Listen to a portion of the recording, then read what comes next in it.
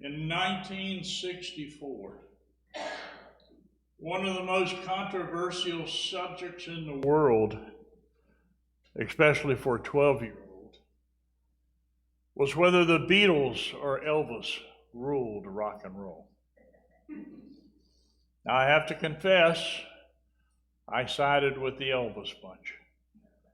Although I later became a huge fan of the Beatles, in 1964, I knew there would be no one ever greater or better for rock and roll than Elvis.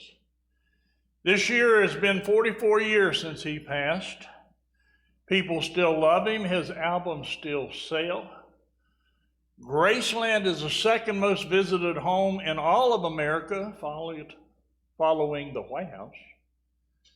But in spite of his enormous success and his deeply religious background, Elvis was unfulfilled and unhappy. His wife, Priscilla, gave an interview a while back. And in that interview, she said, Elvis never came to terms with who he was meant to be or what his purpose in life was. He thought he was here for a reason, maybe to preach, maybe to serve, maybe to save, maybe to care for people. That agonizing desire was always with him, and he knew he wasn't fulfilling it. So he'd go on stage and he wouldn't have to think about it. Here for a reason. I think Elvis nailed that one. I really do. I think we're all here for a reason. We've been looking for a few weeks now as what it means to follow Jesus. And by the way, once we figure out who we are, it's a real good hint on what we're supposed to be doing. And we're going to add a new word to our ever-growing list, and that's servant. When we follow Jesus, we are to be servants. And when people start to serve, lives get changed, churches grow, and things get exciting. You and I are here for a reason. And one of the many reasons we're here is to be a servant. And I want to talk about 3 qualities that we need to work on a little bit. It's going to help us be better servants. Here's number 1. For me to be a servant, I need to be available. I need to be able to get out of my comfort zone and say, God, what do you want me to do? And there's some barriers. The moment we say that, there's some barriers in our way. Number 1 is self-centeredness. I have my own agenda. I have my own plans. I have my dreams, my goal, my ambitions. I got my own life going. Where in the world am I supposed to find time to serve anybody else? And one of the biggest enemies of service is busyness. I am so busy chasing the dreams and frustrations of my own life, I just don't have time to deal with your life. Well, there's another barrier. It's called perfectionism. It goes something like, when I get my life together, when I become super Christian, well, then I'm going to be the best servant you've ever seen. Some people think you have to be perfect for God to use them. The only problem with that is that there are no perfect people. We're all imperfect. We all have weaknesses. We all have faults. We all have failures. Good news is that God loves imperfect people. But if you're waiting to be perfect before you become a servant, it's not going to happen. And then a third one is materialism. Jesus said, no servant can serve 2 masters. You cannot serve both God and money. Now, Jesus didn't say you really shouldn't serve both God and money. He's pretty clear. He says you can't. You just can't do it. We haven't learned that in our culture yet. We are by far the most materialistic culture in the entire history of humankind. From the moment you're born, somebody wants to sell you something. And I love the words of Dave Ramsey. We buy things we don't need with money we don't have to impress people we don't like. It's a struggle to keep up.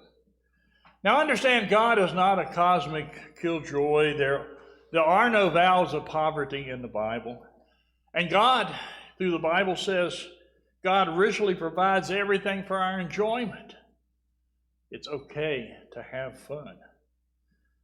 But the big question here is, are you here for yourself? Are you here for God?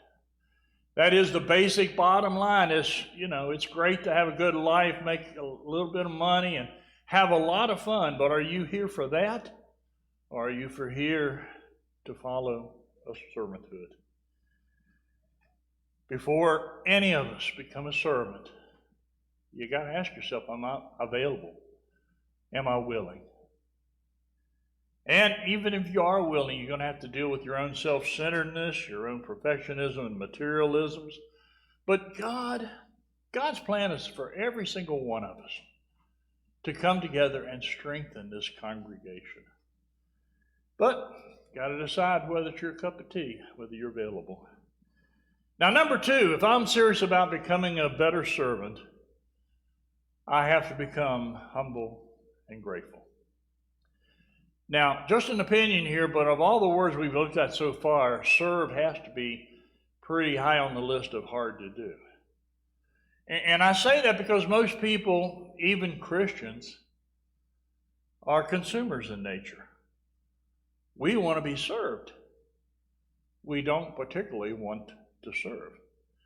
They say, and there's a principle, a mathematical principle that says, in every organization, 20% of the people do 80% of the work. And unfortunately, that's true in church too. A long time ago, let me tell you this story, in a very different place. It wasn't even Ohio. I was with someone who was supposed to be important in the church, and we're walking down the hall of his big church, and there's a piece of paper on the floor, and I bent over to pick it up. And he said, "Hey, let somebody else do that. It's their job." And maybe I'm wrong, but it's grated on me ever since. It was almost like, hey, whoa, me pick that up? Are you kidding? Do you know who I am? I'm too important. I'm too special to be doing that. And so I still find myself picking up stuff in the church, except my office. I can't ever get my office clean.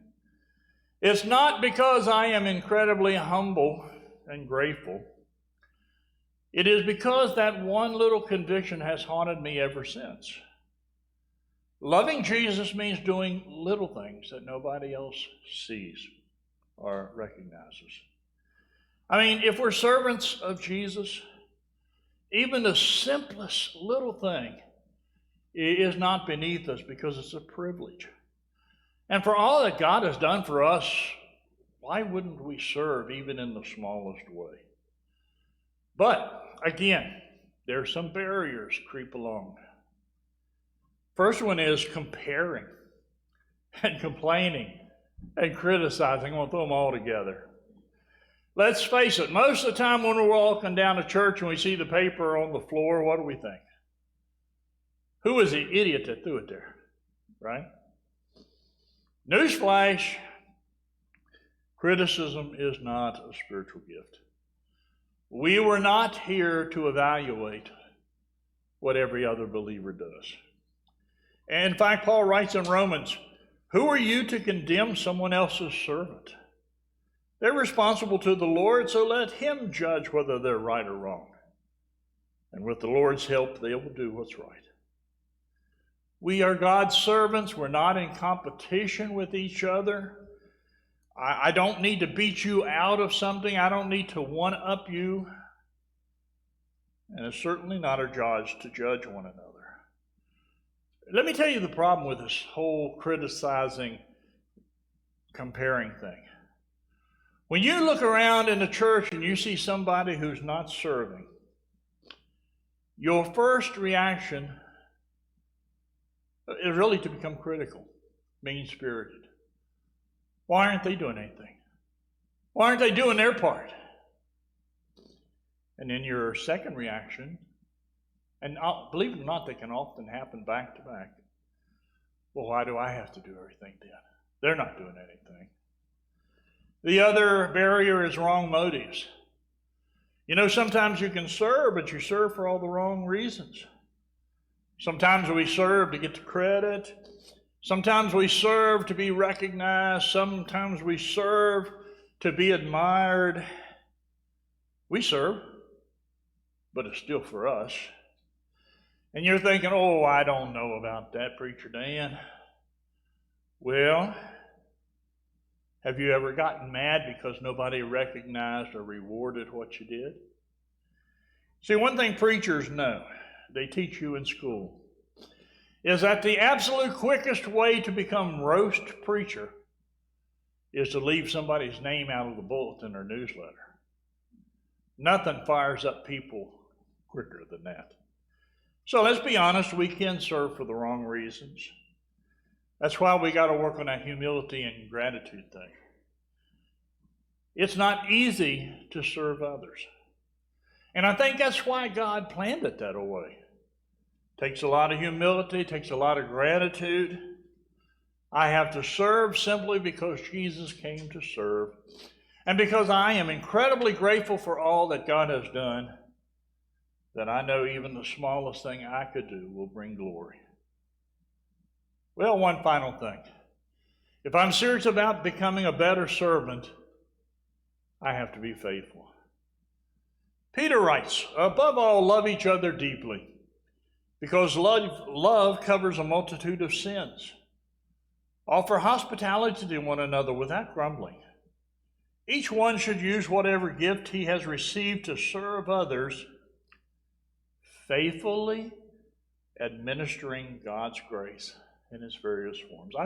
I just love that last phrase, faithfully administering God's grace. You know, we talk all the time about how God gives us grace, but Peter is saying, hey, look, we are the ones who take that grace and extend it to others, and we have to do it faithfully. So let me ask you a question. How many days a year does your car have to start for you to think you got a faithful car? How many days this winter did your furnace have to work for you to have considered it a faithful furnace? How many days a week does your television have to work for you to consider it faithful? So then, when it comes to administering God's grace to others, how faithful are we? Faithful just simply means not giving up. You keep on going. You have a bad day, you make it better the next day. You don't quit in the middle of the assignment. You don't give in. You serve as long as you have breath. You retire from work, but you never retire from being a servant. So much of life really comes down to simple questions. Will I serve God by serving others, or will I just serve myself? And the answer will determine where you spend your money, where you spend your time, where you spend your treasure, and ultimately, most likely, where you spend eternity. One day we're going to stand before God, that's written in the book, and He's going to ask us, how well did you do at serving others? And if your answer is, God, I was just a little bit too busy, I never got around to it, I just want to again go, bad answer. No, what you want to hear what Jesus says in Matthew. Well done, good and faithful servant. You've been faithful with a few things, so I'll put you in charge of many things. Come and share your master's happiness. No guilt trips today. I'm just not really into guilt trips. We all just need to do a little better job of serving one another, keeping up with one another, encouraging one another, drawing closer to one another. I mentioned Elvis at the beginning, and let me give you a trivia fact. Out of all the records, millions of albums that Elvis sold, he only won 3 Grammys. And all 3 Grammys were for religious recordings. One of his most famous albums ends with these words: After the lightning and thunder, after the last bell is rung, I want to bow down before Jesus and hear him say, well done. He's my reason for living. He is the King of kings. I long to be in his possession. He is my everything. They were words that I truly believe Elvis understood, even if he was hesitant sometimes to express it. We are here for a reason, and that reason is to serve. I want you to stand and share a final beautiful song with us today.